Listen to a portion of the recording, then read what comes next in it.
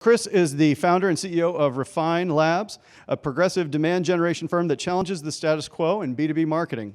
Fueled by marketing execution at scale, Refine Labs uses real data from real customers to create demand strategy and research for their clients.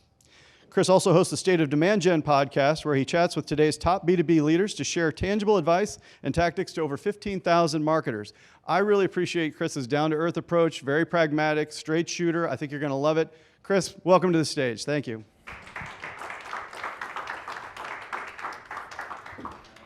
Thank you. Have a great show. I'm looking forward to it. Hey everyone, it's great to be with you all today.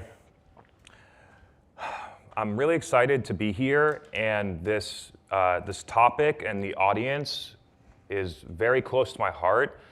And I think that I have a lot of strategies and a lot of things that I've learned over the past 3 years of building my company that my hope is that you all can go out and take them and implement them tomorrow and be more successful within the next 90 days. That's the hope. I was talking to a couple people beforehand and collecting some data about where you all are at and what you all are trying to accomplish and some of the things that you're doing right now. And so I just want to say thank you for having me, and I'm grateful to be here with all of you. To get it started, I'd love to do a poll just to get a little bit of a broader sense. So how many people in this room are solopreneur or business owner? If you could raise your hand. Okay, we got most of the crew. And then if you have more than 5 employees, raise your hand. Okay, that sounds great. So majority of the room with less than 5 employees, and this is what I expected. And I'm excited to share because just 3 years ago, in April of 2019, there was only one person at my company. It was me. We only had one customer, and I was making $5,000 a month. And just before that, I had been asked to resign from the company that I was leading marketing at, a Series A startup. We just didn't start to get to align, and I didn't have any of the strategies or awareness or anything that was going on now. 3 years later, my company just crossed over $20 million in revenue. We have 115 amazing, talented employees that work here. We're a leader in DE&I and other progressive thinking about how to grow and build a business. And we have 55 amazing customers that have grown with us over time to a place where our average customer used to pay us $5,000 a month, and our average customer now pays us about $45,000 a month. And so those strategies come down to, in my view, the things that I focus on as a business owner. I focus on product, or in our world, service, but I'm still going to call it product. I'm going to call it marketing and talent. Those are the 3 things that I focus on as a CEO. Those are the things that I've always focused on. Obviously, there are other things in the business. You have ops, you got customer success, you have finance. There are other things, but for me, those are the places where I focus to grow, and that's what I'm going to share with you today. And so in year 1, right, so I have one customer that I got through my network. I think a lot of people can resonate with that too, right? So the first couple customers that you're going to get are most likely going to come from your network with the hope of creating enough revenue so that you don't need to go back and get a job, right? So that was step 1. I got a couple more customers in May, and then I was able to be making like $15,000 or $20,000 a month, which creates breathing room that says, okay, now I can think about strategy. Now I can think about what am I going to do? How am I going to grow? And my goal always was to grow a big business, but I didn't know it was going to turn out to be so amazing and what it is today, right? So it wasn't like some big plan that I thought, I'm going to make this. I actually thought that $1 million in revenue a year felt so far away when I started. In year 1, the real goal for me was figuring out the product. In addition, and so product, I'm going to call it product for the rest of the time, but it's service. And the second piece of it is building an audience. And the audience actually helps you create feedback to understand what the product is going to be. Also going to help you refine your narrative and things like that. The reason that my company is growing fast, we have a lot of attention, is because we have a unique perspective. We have a unique narrative about the world of marketing and demand generation for B2B SaaS companies. All of you probably have a unique perspective in your specific specialty as well. It's about honing it in and crafting it so that you can communicate that in a way that people are receptive to. So I'm going to give you a couple strategies that you can take away right now to do that. One that I've done and I recommend to everybody is that you can start a podcast tomorrow and you can invite your target customers on the podcast, and then you can interview them about what is going on in their world. What are they working on? What's being successful? What technology are they implementing with? What are they struggling with? What types of people are they hiring? What are their goals? What do they think that they should be doing? Which executives are they not getting along with? There's a lot of information that you're able to glean from that in a way when you do it as a podcast that most people say yes to. So that was a strategy that I used. I did 10 of those interviews. It wasn't even a podcast, right? I just took the videos, we put them on YouTube afterwards, but it was mainly to collect the insights, right? And I was talking to CMOs at B2B SaaS companies that were more than $50 million in revenue, and we didn't have any of those types of companies that was a customer of ours at that point, but it was just collecting information about what's going on, how am I gonna craft my product to meet the needs of these types of customers. The second piece is to build one solid marketing channel so that you can build an audience and you can refine your narrative. And so when you're building this marketing channel, my recommendation for everybody in this room is LinkedIn. LinkedIn, it's fully at scale. Tons of people use it. We run media, so we run ads for 55 companies using LinkedIn, so we know that Chief Information Security Officers use it, CFOs and VP of Finance use it, sales and marketing executives use it, HR and people leader use it, CEOs use it. Your target customers are there. And it's a huge opportunity. So I'm gonna move down to that as a recommendation on LinkedIn.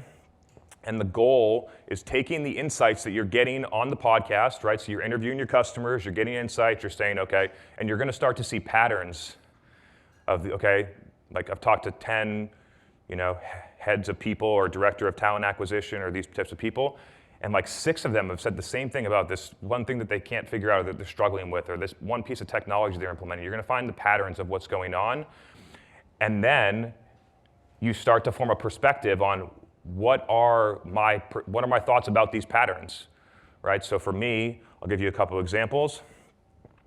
A lot of companies in 2019, the CMOs that I was talking to, were struggling with this misalignment on metrics. So CMOs are forced to generate a bunch of leads, but the leads don't lead to revenue, and so it creates misalignment. It's a very common issue. They were also investing a lot of money in implementation in a technology called account-based marketing technology that was not providing the benefits that were promised by the vendors. And so these were a couple of, and then every person out there that I talked to is struggling with marketing attribution and marketing. So those are 3 big patterns that I saw, and I started to form my perspective on why do these problems exist? What would be a solution to solve them? How could we work with them, right? And then you start to produce those on LinkedIn. So instead of having to think and sit down and say, what am I gonna write about today on LinkedIn, you actually create inbound insights from people so that you can go and you can produce and write about them. Now I know a lot of people that are solopreneurs, and I didn't do this, but I know a lot of people that have a one employee business think about doing this, which is that I'm just gonna connect with people on LinkedIn and I'm gonna send them a message and say, hey, do you wanna work with me? Or, hey, do you need a talent consultant? Or something like that. And I wanna take a second and just separate the ideas in my mind between marketing and sales. And so when you're using these types of tools for sales, sending them emails, asking for meetings, trying to do those things, typically you're gonna get a lot of resistance. Especially with just this connect and pitch. It's something that doesn't really work very well. And when it does work, you're probably gonna get less than ideal customers as well. So, and then on the marketing side, what's really happening is that we're gonna put out information on the internet that communicates our perspective and how we see the world and teaches people things that are important so that over time they trust us, they like us, and they are learning more things about what we can do to help them. And so it's a very different strategy that I've taken in my business, where I never send messages saying, hey, do you want to have a meeting with us, or hey, do you want to work with us, but through the consistent, and when I say consistent, I've been posting on LinkedIn almost every day since August 9th, 2019, almost every day. And so there's a level of consistency that I have there which creates a bunch of awareness from people, right? I walked in this room and several people were like, hey, I know you. A lot of awareness for people, and then people just come to me and say, hey, Chris, I've been watching your videos on LinkedIn for the past 90 days, and now, like, someone at my company, we just fired our CMO, or someone just quit, or some trigger event happened, and now I want to work with you. And so the goal is not to have someone want to work with us tomorrow. The goal is that when they have a trigger event and they need someone like you, they know who to go to, and it's you. And that's how I see marketing. And so continuously building this LinkedIn channel, everybody starts at 0 on LinkedIn, right? When I started, I probably had 1,000 connections that were people that I'd collected since I was in college over time from people that I'd worked with, but you're basically starting at 0. And I'm going to give you a couple strategies to get started here that have worked very well for me that I don't actually hear very many people talk about. The first one is to find people that talk about what you want to talk about to the audience that you want to talk to, and start to follow them. There's going to be try and find 3 to 5 people that produce content frequently to the same people that you want to speak to. So for me, those were people like Dave Gerhardt or Justin Welsh or people like that. And when I was following them, there's a couple things that I would do. The first one is that I would comment, most of these people post every day. So I would comment, try and leave a thoughtful comment on their post. Interesting thing happens when you leave comments on other people's posts. They can become your own posts. So it's an interesting way to get ideas about what to post about. And the second thing that I think is most important is that you can go in and look at who engaged with these posts, and you can look at who's relevant, and then you can proactively connect with them. And so when you proactively connect with them, with the people that have engaged with the post, there's one big thing that you get is that if they liked that post from 3 hours ago, it's most likely that they use LinkedIn every day.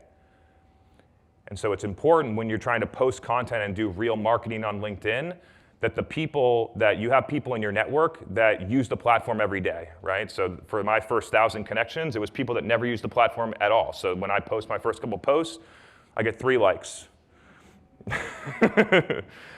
No engagement, 3 likes. And honestly, that process happened for me for months. And so there's a level of patience here that's required in order to be successful as well. So working through the idea of how am I going to connect with these people, build relationships, create information that people want, which then becomes an intro for people to recommend me more, right? So all of our businesses right now, most people probably get the most customers through word of mouth, right? Let's see a show of hands, like most people get business through word of mouth, that's right. What happens when you post on LinkedIn is that it gives way more people opportunities to recommend you, because more people are aware of you, more people see you out there. And so the first 3 or 4 customers I got were through my network. The next 3 or 4 I got was because I left comments on other people's posts. And then those people, or the people that saw those, started to recommend me business. And all of a sudden, you're doing $50K a month in 6 months, which then starts to think about how now I can start hiring people. Now I can think about what I'm going to do after that. But building the foundation of an audience created the opportunity for my business to grow. I want to talk about a little bit further because I think there's a really interesting strategy as I got. So at this point, let's go a year into it. So it's April 2020.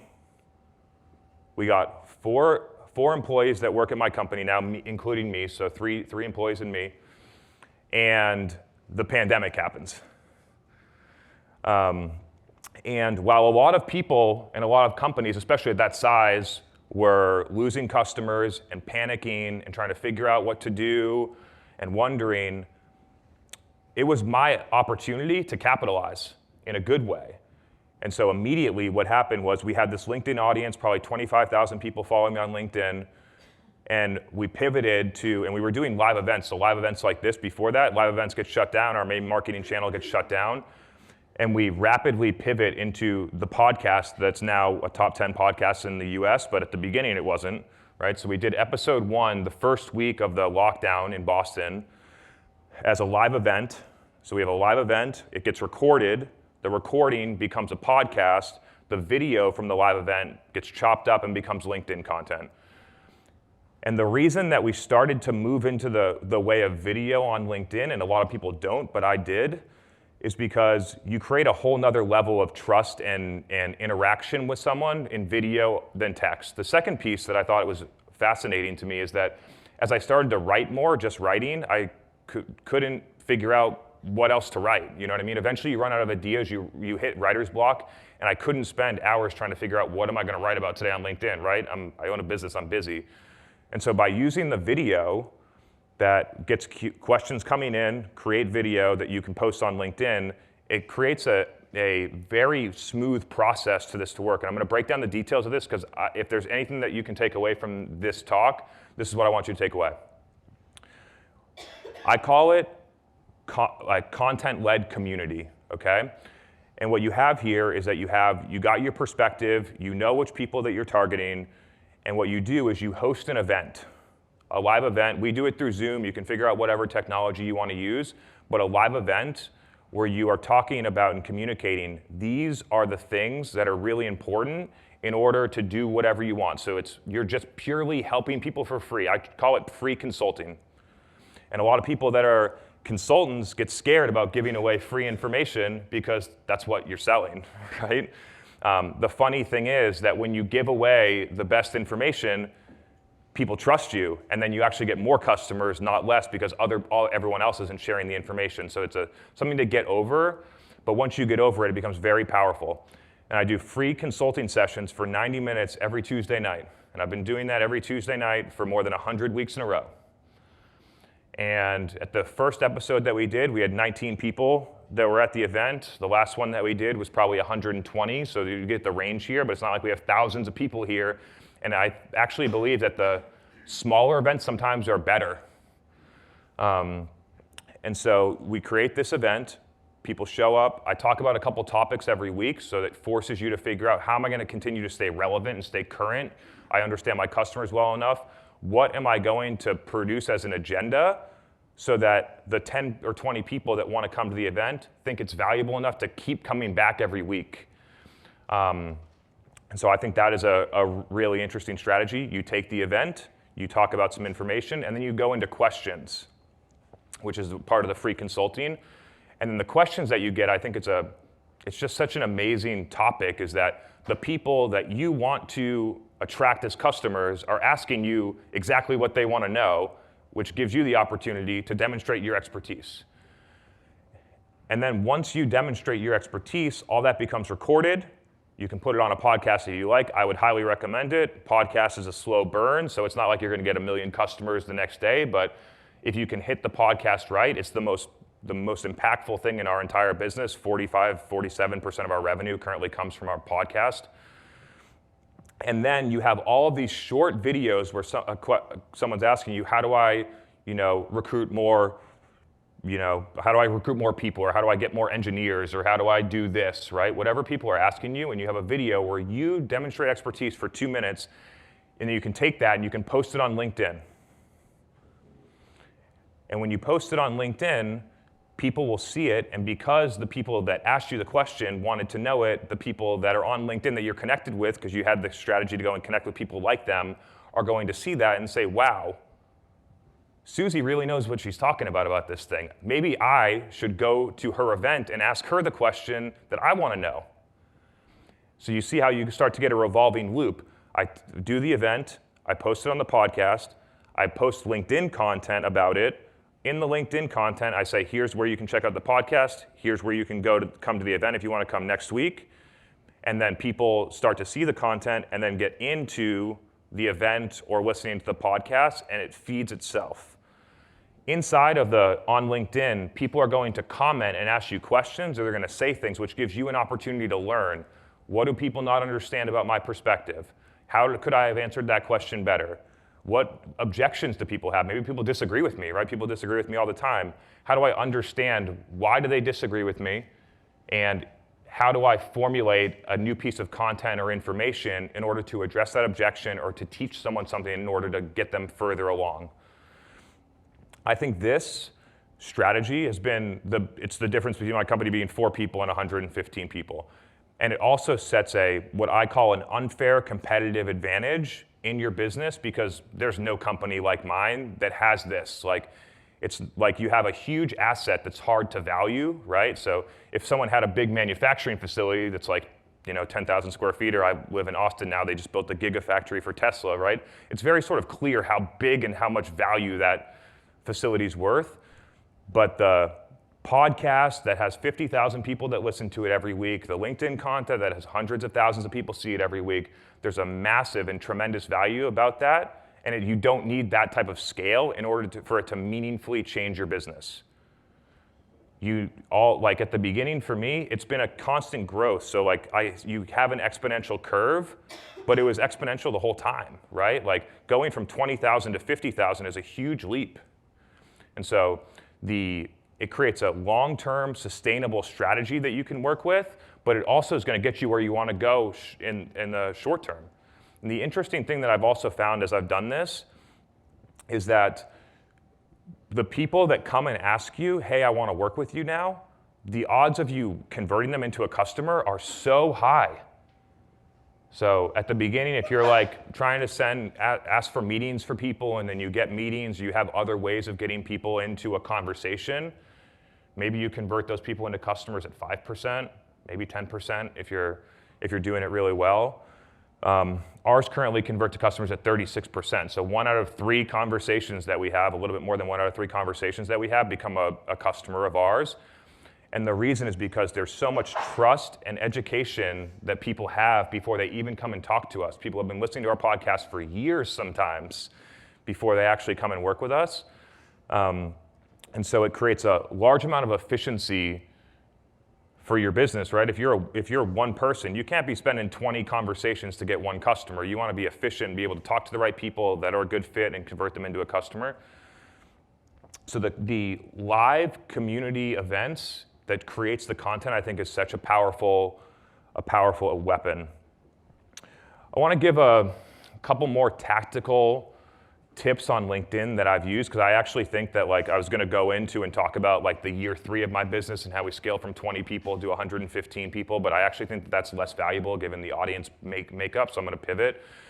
And I want to talk more about, on LinkedIn, what are some things that you could do right out of the gate in order to be more successful? And what I've found is it actually comes down to your mindset.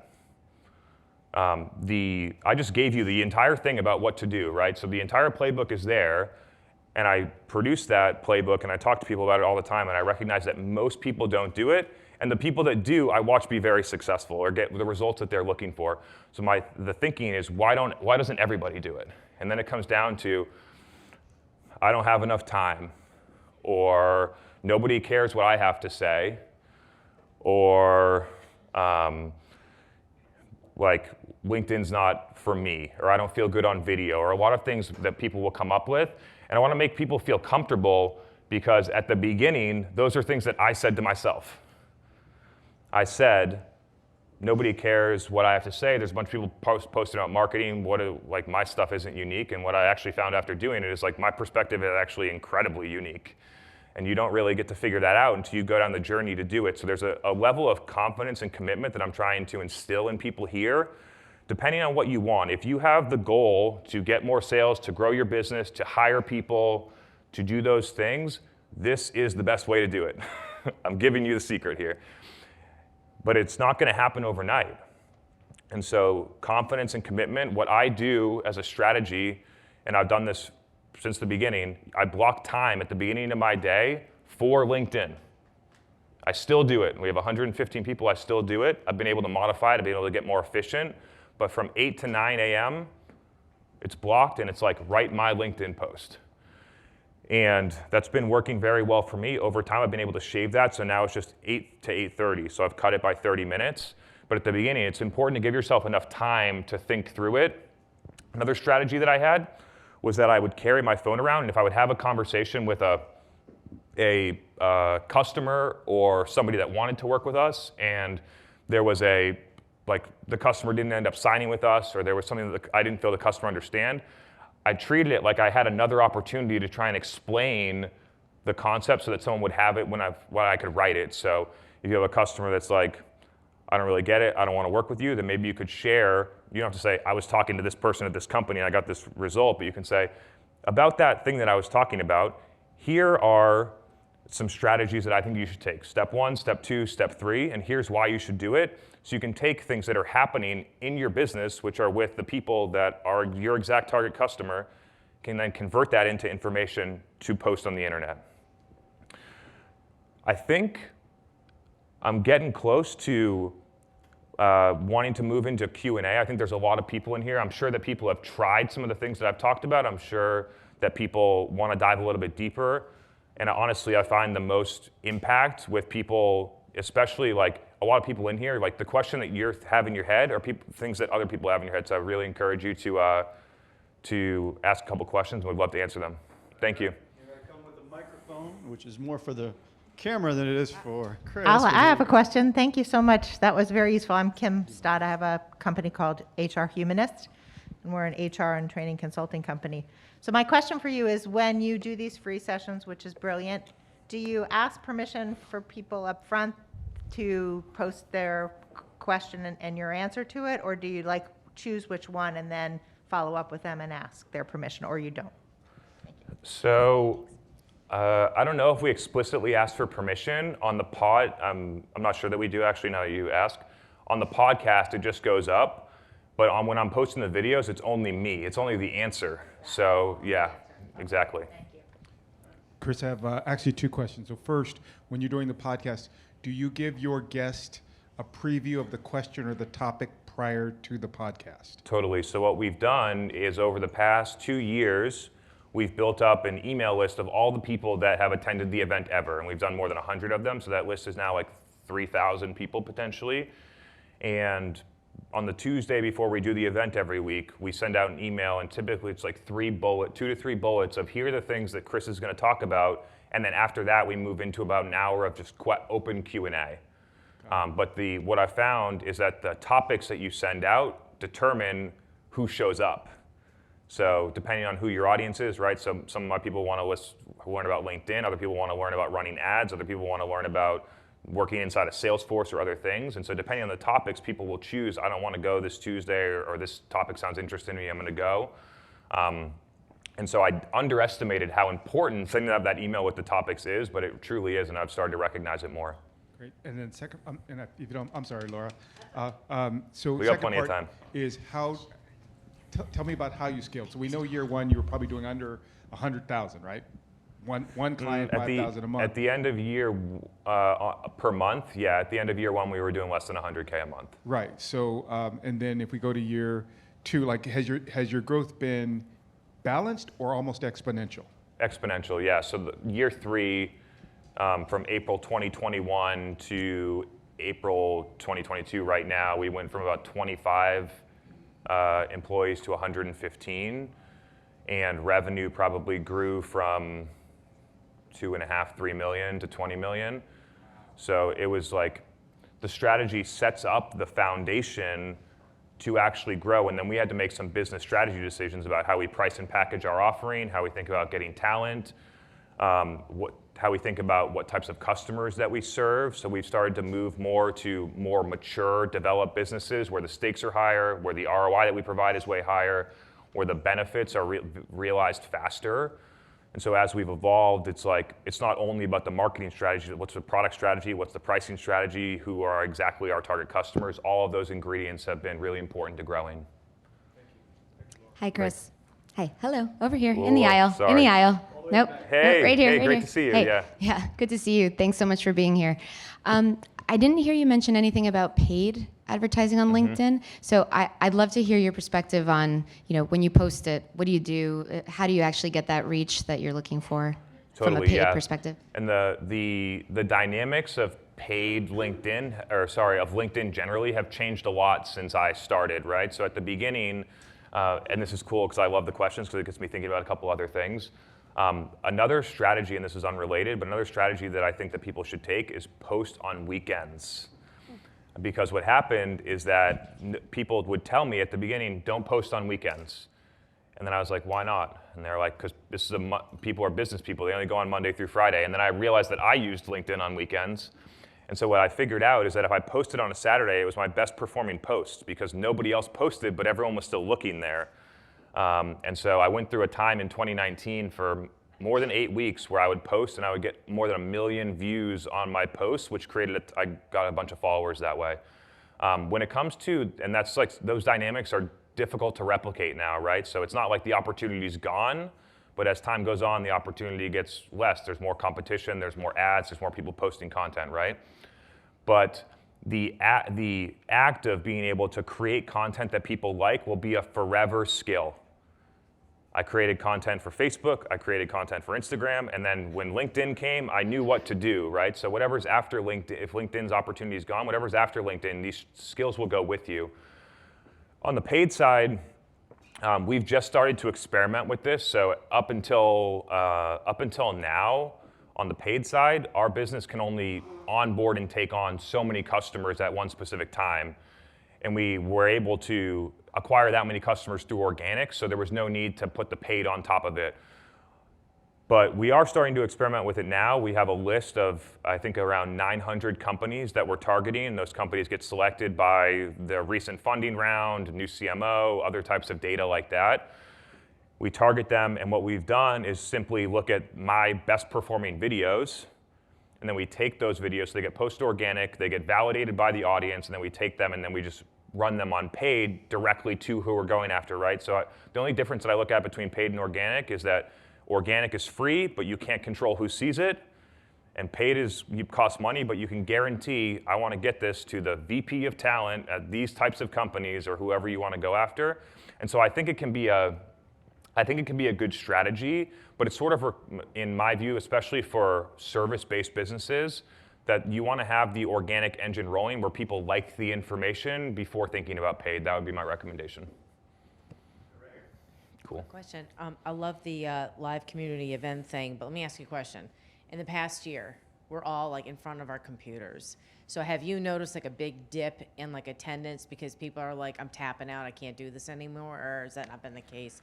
And if you're not finding it, what's the secret sauce? Like, what are you doing to get people to get in these sessions? Yeah. So we've seen the opposite. Our events have grown over the past year. I would say probably a year ago we were having 40 to 50 people at our events on average, and now we have somewhere between 80 and 150 on average, so we've grown. And I hear a lot of people saying people are fatigued, right? Everyone doesn't want webinars anymore and things like that. What people don't want is they don't want non-valuable webinars. They don't want to spend their time on things that aren't valuable to them. And so why more people keep coming to our events and why the people that were on episodes 1 through 5 still show up at episodes 100 to 105 is because they get massive value and professional advancement out of it.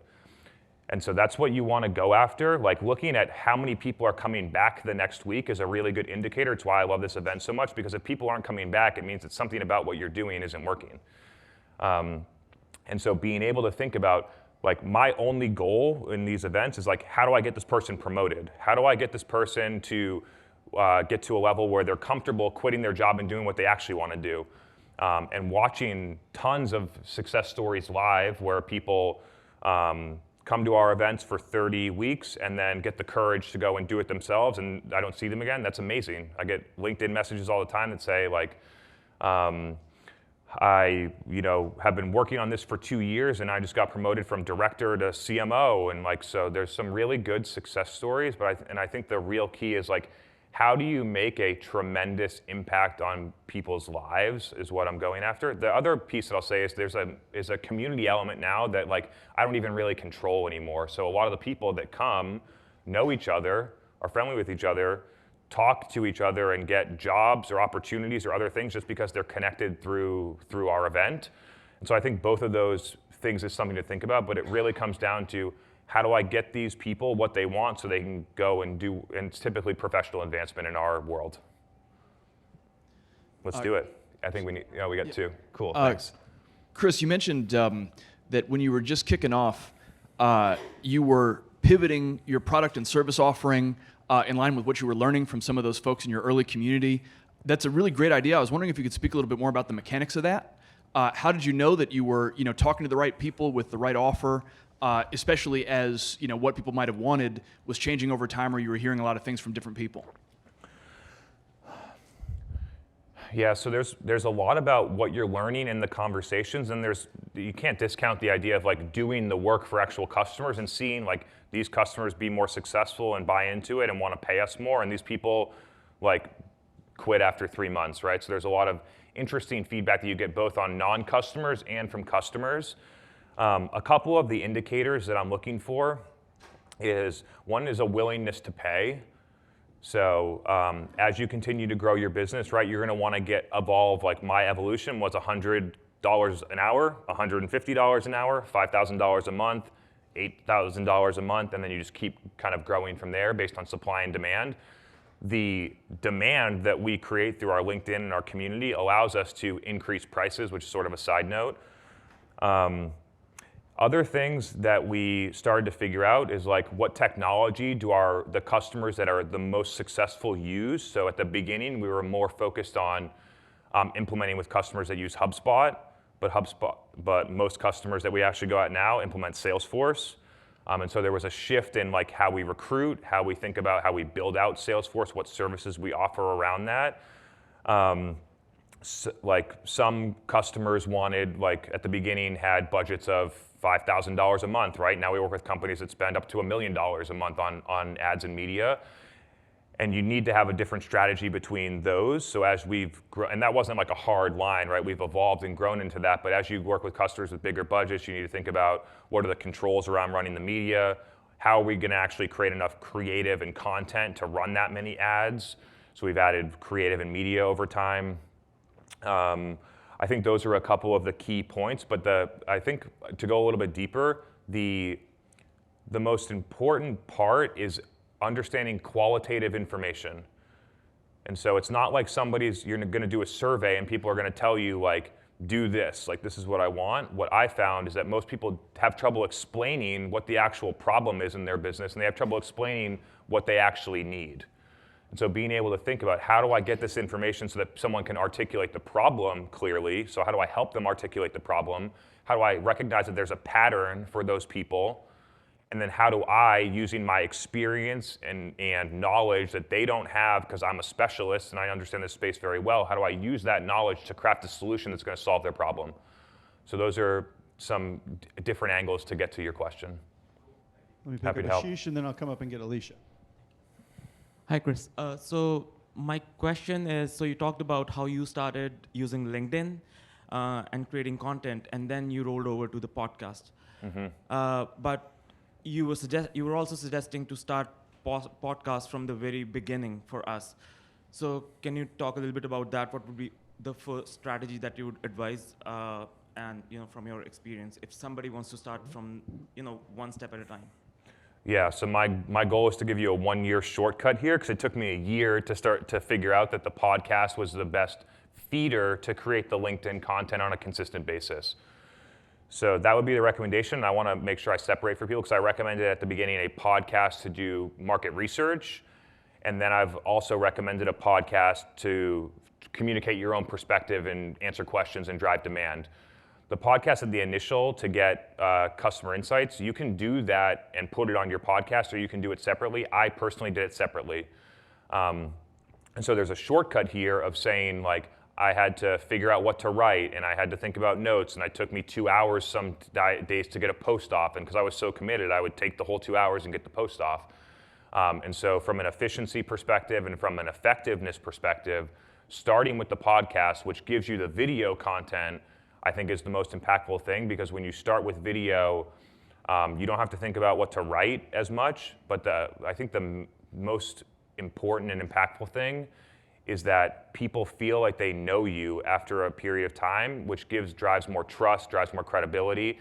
And then when you talk to them, they feel some level of connection with you, that I don't think that you get with just text. So that's the start of a podcast. Do you want me to go into more of like the mechanics of like how to do it, or how can I help? I think that's pretty good. We're going to take our last question right up here in the front. All right. From Alicia. Cool, happy to help. Hey, Alicia. Hi, thank you. So you talked about, leveraging one channel, and then you also talked about, you figured out Facebook, what you need to do there, on Instagram, on LinkedIn. Can you talk a little bit about how the content needs to be different? Because as busy entrepreneurs, we necessarily can't always differentiate the content to post on different platforms. So what would you suggest, little tweaks that we could do to make them different for each platform? Yeah, so this is especially when it's just you, which is why I've recommended just having one channel, because it becomes very complex. And like now we as a company execute on podcast, LinkedIn, TikTok, YouTube. I think those are the 4 or 5. But we have I do Instagram for personal, but yeah, so maybe 5. But we have a 10-person marketing team now, right? So there's resources and infrastructure. So the recommendation is to just find the one channel that's going to work for you, and then figure out how am I going to make it really work. There's not a lot that you don't need to be doing all of them in order to really be successful.